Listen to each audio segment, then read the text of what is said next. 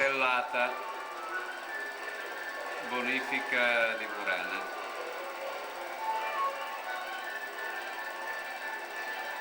Ponti di Spagna.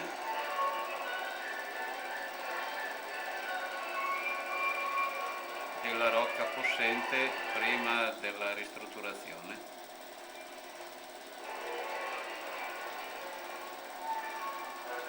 Il ponte nuovo in cemento, accanto il ponte in chiatte, 1968.